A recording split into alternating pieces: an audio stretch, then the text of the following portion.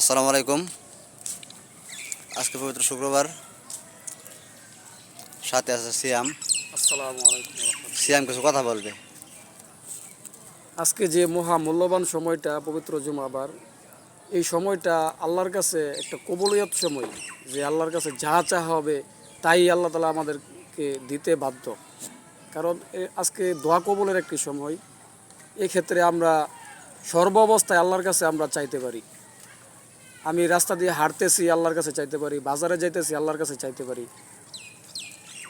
এই সময়টা কারোর জন্য অপেক্ষা করবে না। কবি বলতেছেন কি, গাফেল মনসী, গাফেল হইও না সময়কে, সময়ের সাথে গাফেল হইও না তুমি।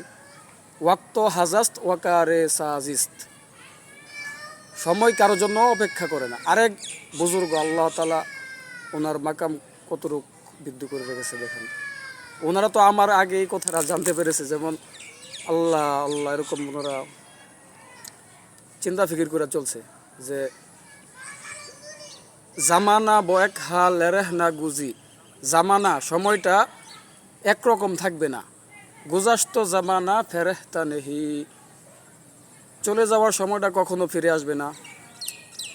এরকম চিন্তা ফিকির করে ওনারা যদি চলতে পারে, তাহলে আল্লাহকে ওনারা কতবার ডাকছে।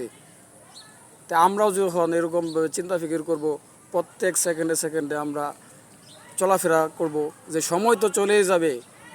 জামানা বয়েক হা লেরেহ না গুজি, জামানাটা একরকম সর্বাবস্থায় থাকবে না।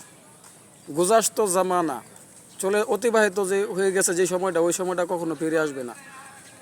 এরকম আমরা চিন্তা ফিকির করার কথা, এগুলা চিন্তা ফিকির করার দ্বারাই আমরা অনেক আগে যেতে পারি। আমল সে বন্তি হে জান্নাত ভি জাহান্নাম, আমাদের আমলের দ্বারা জান্নাত জাহান্নাম গঠিত হবে। এই ক্ষেত্রে আমরা এগুলা চিন্তা ফিকির করে চলি ইনশাল্লাহ।